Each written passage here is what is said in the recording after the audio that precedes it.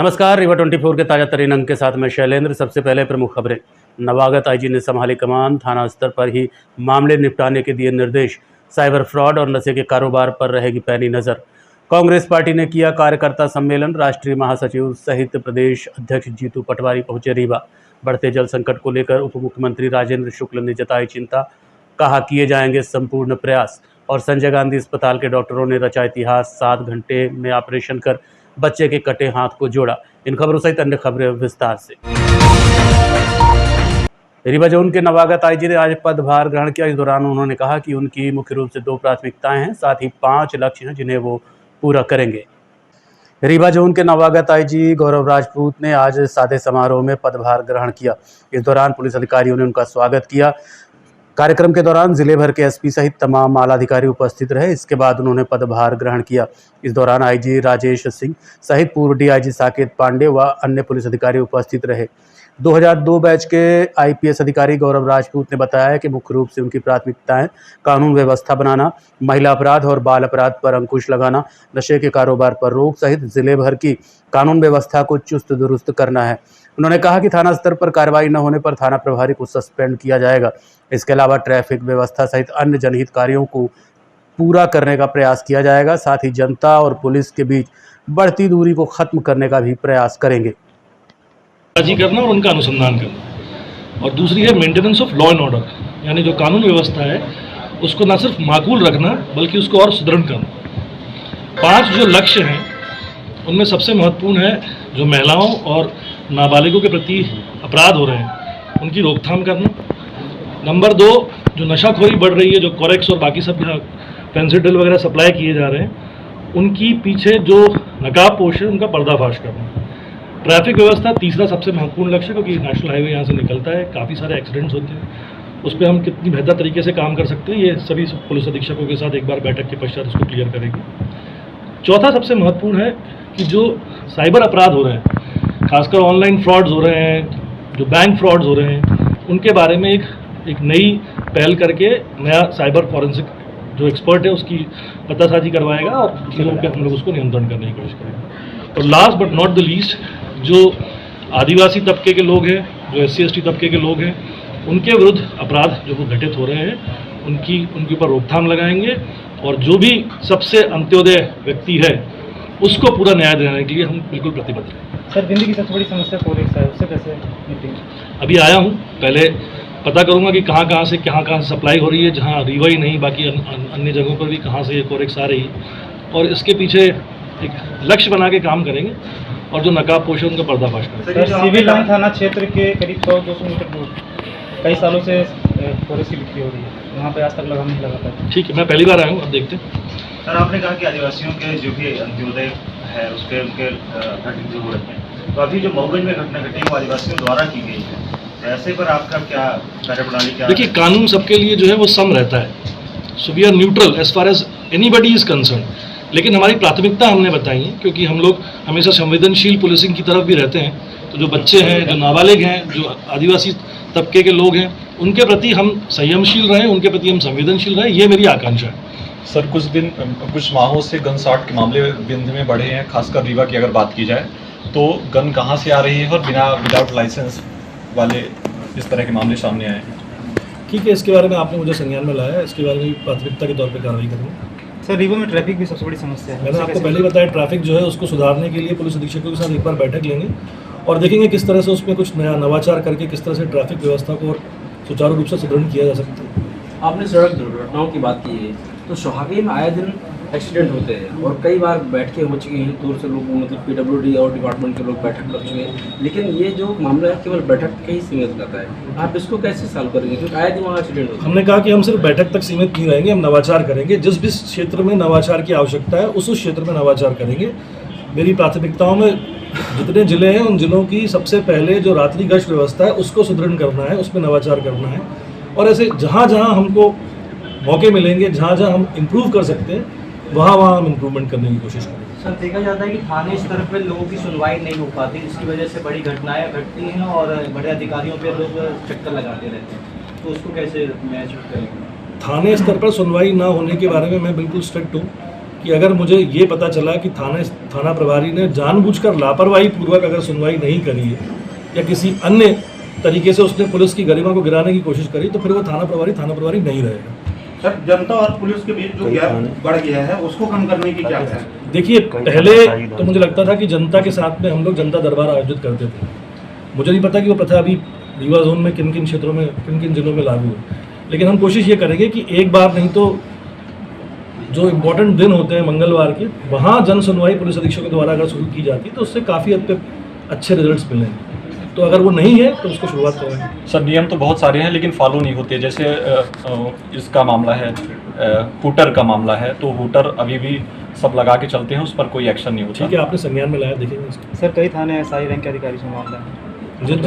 जिन अधिकारियों की जहाँ जहाँ आवश्यकता है वहाँ वहाँ वो अधिकारी पदस्थ होते हैं। सर, रीवा के 7-8 जिले जो है उसको किस रूप में लाते हैं?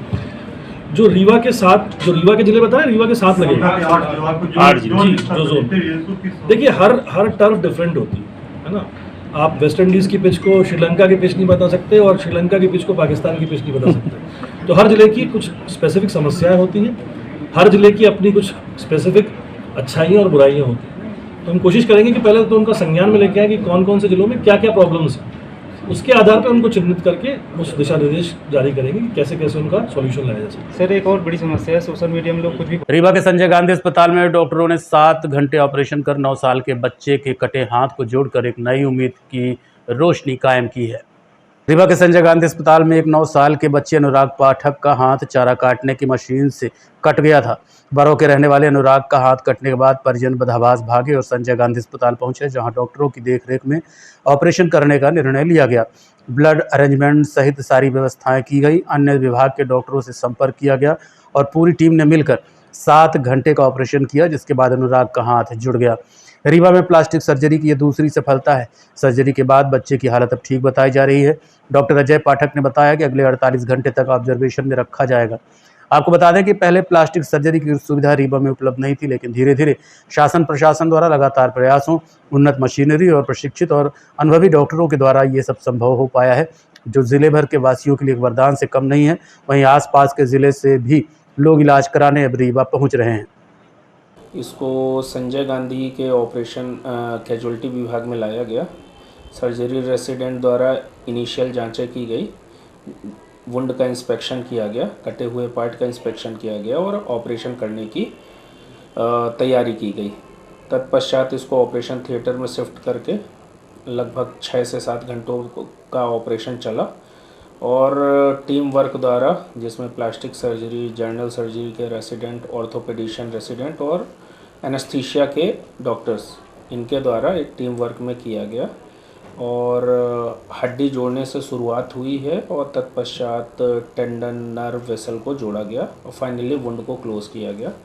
इसके पश्चात पेशेंट को आईसीयू में शिफ्ट किया गया, जिसके बाद अभी उसकी हालत स्थिर है और रिकवरी फेज़ में है।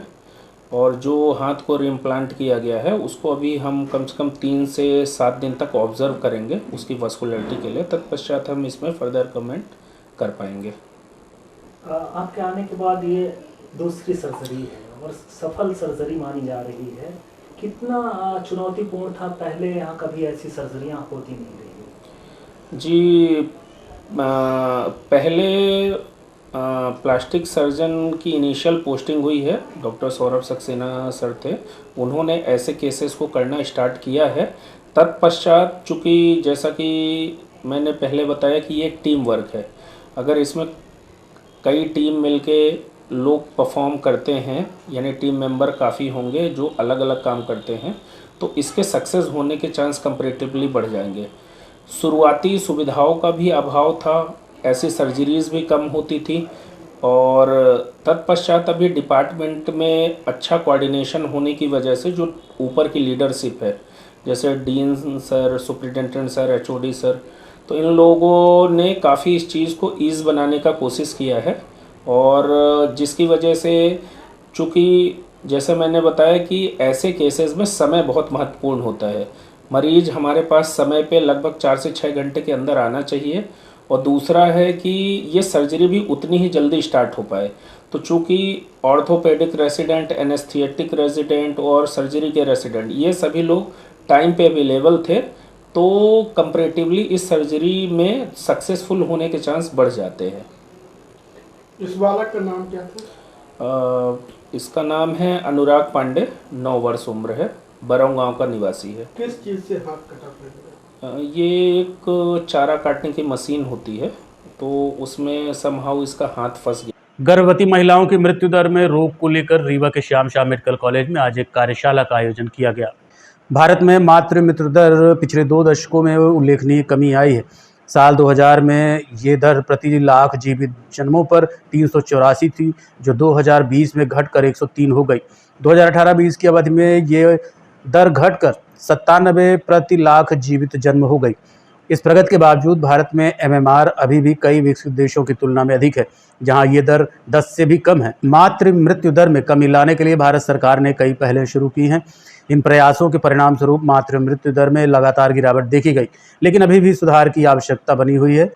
इसी कड़ी में आज एनएचएम व श्याम शाह चिकित्सा महाविद्यालय के संयुक्त तत्वाधान में नवनिर्मित प्रशासनिक भवन में एक कार्यशाला का आयोजन किया, जिसमें देश भर से अनुभवी डॉक्टरों ने हिस्सा लिया। इस दौरान उप मुख्यमंत्री राजेंद्र शुक्ल ने भी शिरकत की। कम कर सकते हैं, इससे संबंधित ये वर्कशॉप का जो आयोजन यहाँ पर हुआ है, एनएचएम और मेडिकल कॉलेज और हेल्थ डिपार्टमेंट के कोऑर्डिनेट समन्वय के साथ, तो बहुत सार्थक चर्चा हुई है। समस्या की चर्चा हुई और इसका समाधान कैसे हो सकता है, इस पर भी बातचीत हुई है। सारे एक्सपर्ट्स न सिर्फ मध्य प्रदेश के बल्कि बाहर से भी यहाँ पर बुलाए गए हैं और हमारा जो यहाँ पर गायनी डिपार्टमेंट है वो इसको लीड कर रहा है। पूरा मेडिकल कॉलेज एक रोड मैप बनाएगा और उस रोड मैप के बाद हमारे जो सब हेल्थ सेंटर, पीएचसी हैं, सीएचसीज हैं, वहाँ के जो हमारे अधिकारी हैं वो उस पर काम करेंगे। इस उद्देश्य से आज ये ब्रेन स्टॉर्मिंग सेशन यहाँ पर पहला basics of critical in obstetrics, यानी जो बातें जो गर्भवती महिलाएं होती हैं, जो डिलीवरी के समय जब क्रिटिकल स्टेज में आती हैं, उनको कैसे अपने को मैनेज करना है, उसके लिए थी, जिसमें कि पेरीफेरी के जितने डॉक्टर्स हैं हमारे, उनको कैसे ट्रेन किया जाए, कैसे उनकी महिलाओं की जान बचाई जाए। इस कार्यशाला को जो आयोजन किया गया हमारे विभाग के जो प्रसूति रोग विभाग है उसके अध्यक्ष डॉक्टर बीनू कुशवाहा और हमारे एनएचएम जो मध्य प्रदेश के नेशनल हेल्थ मिशन है उसके द्वारा, और हमारी जो एमपॉग है जो मध्य प्रदेश की जो ऑब्स्टेट्रिक एंड गायनेकोलॉजी सोसाइटी के तारतम्य में हमारे श्याम शाह मेडिकल कॉलेज में, उसके सहयोग से ये सारा चीज़ आयोजन किया गया। इसमें हमारे पूरे देश के विभिन्न कोनों से, अहमदाबाद से, नागपुर से और भी अन्य जगहों से और प्रदेश के हर स्तर से हमारे पेरीफेरी के डॉक्टर्स भी आए हैं, मेडिकल कॉलेज के जो विशेषज्ञ आए हैं। सभी इस पे जो मैटरनल यानी माताओं की जो मृत्यु होती है गर्भाधान के दौरान या डिलीवरी के दौरान, उसको हमें कैसे कम से कम करना है उस पर है। और इस कार्यशाला के बाद जब हम एक ऐसा स्टैंडर्ड प्रोसीजर बना पाएँ जो देश प्रदेश में हमारा कि हमारी कैसे बचा पाएँ, उसकी गाइडलाइंस हम बना पाएँ, ये हम गाइडलाइन देंगे जो मध्य प्रदेश में सभी स्तर पर इसको फॉलो किया जाएगा, जिससे कि गर्भवती महिलाओं की मृत्यु में दर कम करने में सहयोग। अभी क्या है सर? जल संचय जन भागीदारी जन आंदोलन के तहत आज सगरा में एक कार्यक्रम का आयोजन किया गया, जिसमें उप मुख्यमंत्री राजेंद्र शुक्ल मुख्य अतिथि के रूप में उपस्थित रहे। उप मुख्यमंत्री राजेंद्र शुक्ल ने जल संचय जन भागीदारी जन आंदोलन में भाग लेते हुए कहा कि रीवा को विकसित बनाने के लिए, पानीदार बनाने के लिए प्राथमिकता से प्रयास किए जा रहे हैं। उन्होंने कहा कि वर्षा जल को संरक्षित कर भूजल स्तर में वृद्धि से ही आने वाले समय में होने वाली पानी की कमी को दूर किया जा सकता है।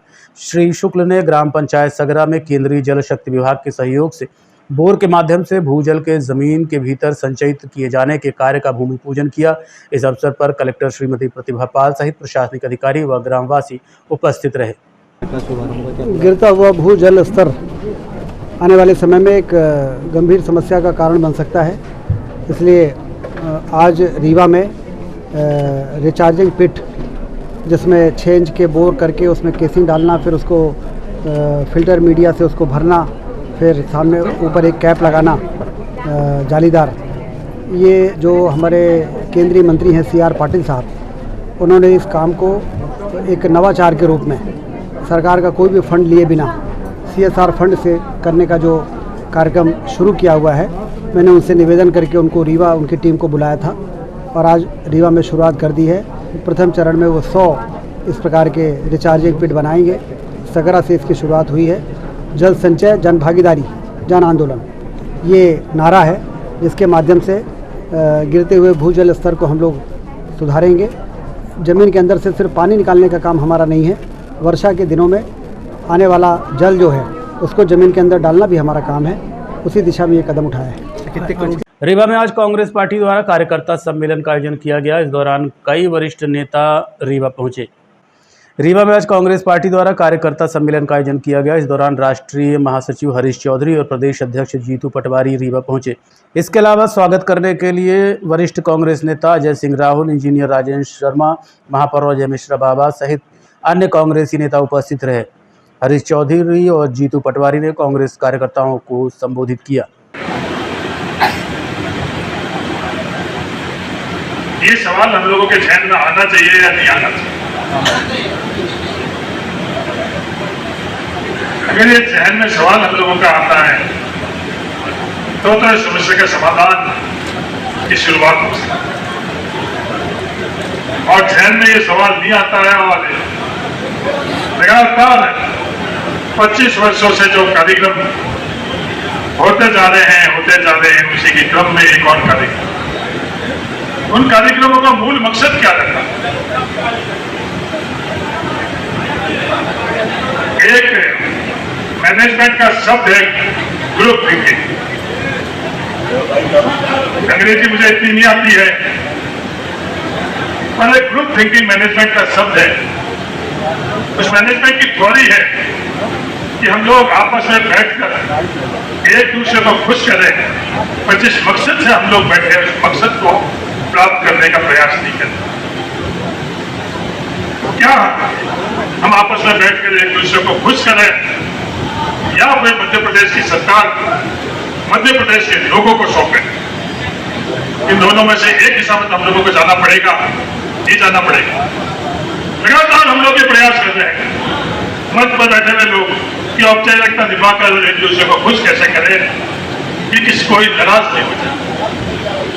मध्य प्रदेश की जनता हम लोगों से नाराज हो रही है, उसकी फिक्र नहीं। लगातार नतीजे आ रहे हैं उनके नाराजगी के, उसकी फिक्र नहीं। पर आपस में हम लोग खुश कैसे हो जाए?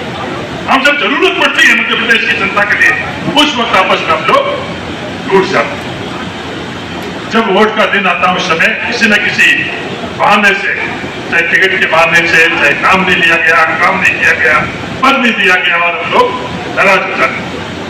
तो क्या ये दिशा राजनीति की हम लोगों को बदलनी चाहिए या नहीं बदलनी चाहिए? क्या सिर्फ हम लोग अर्जुन सिंह जी को और तिवारी जी को श्रद्धांजलि अर्पित करें?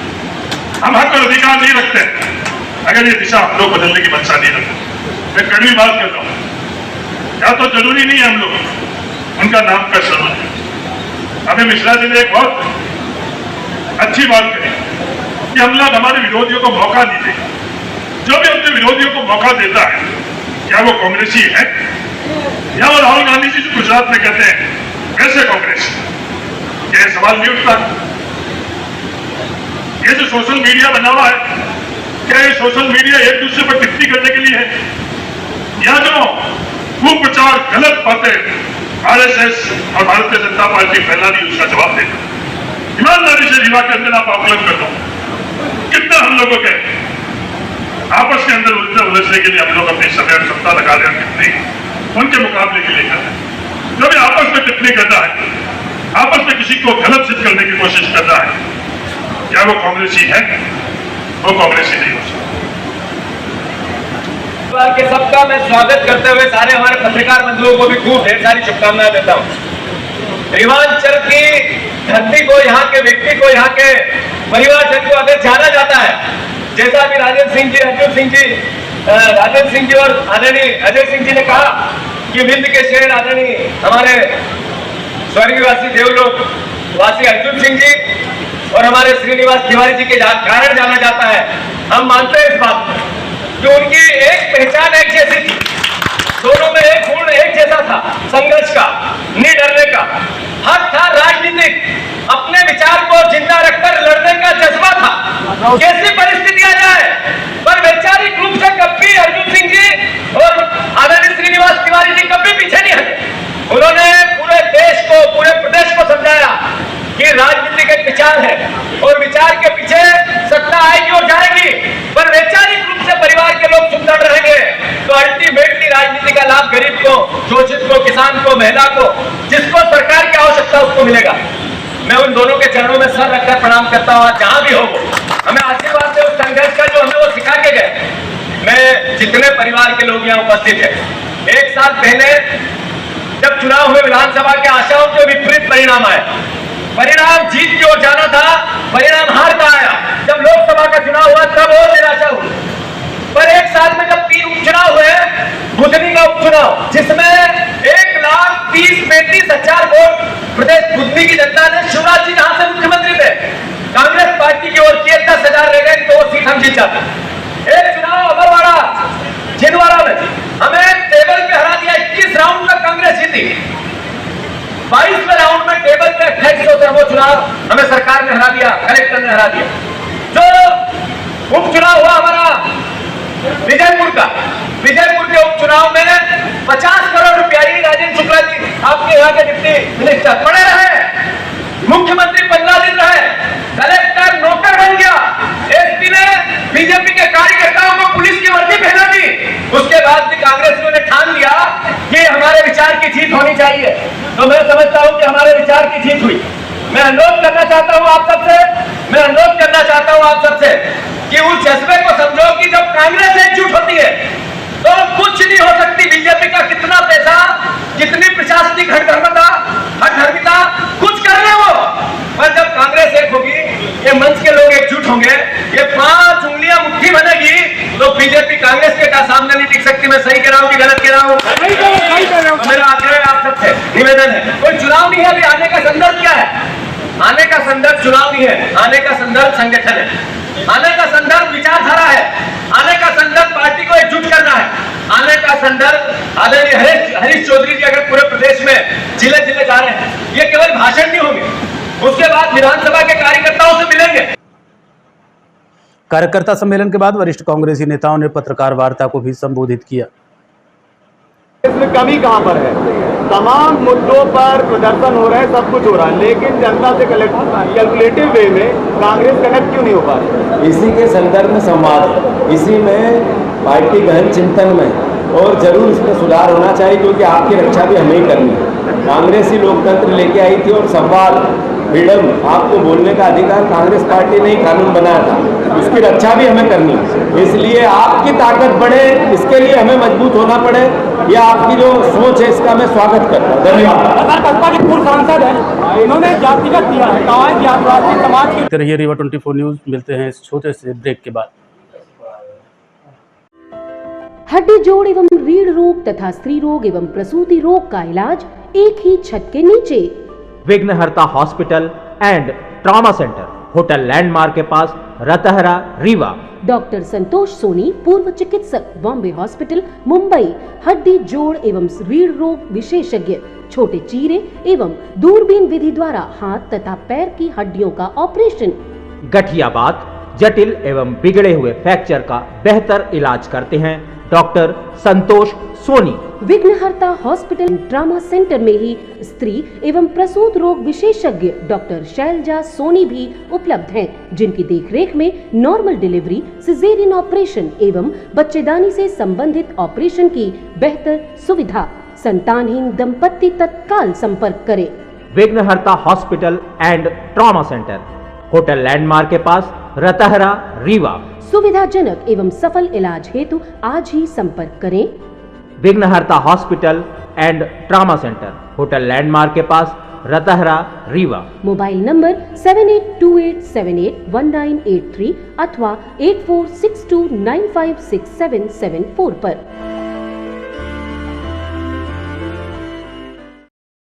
भाजपा नेता सोनू मुस्लिम ने आज रोजा इफ्तार कार्यक्रम का आयोजन किया। भारतीय जनता पार्टी के सोनू मुस्लिम ने रोजा इफ्तार कार्यक्रम का आयोजन किया गया। ये कार्यक्रम छोटी दरगाह में रखा गया। इस दौरान शहर के कई गणमान्य नागरिक व जानकार एकत्रित रहे, जिन्होंने एक दूसरे को मिलकर बधाई दी।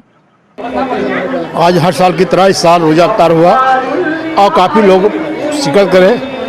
मुबारकबाद उनके लिए, सभी के लिए। और ईद की हमारी शुभकामनाएं सबके लिए।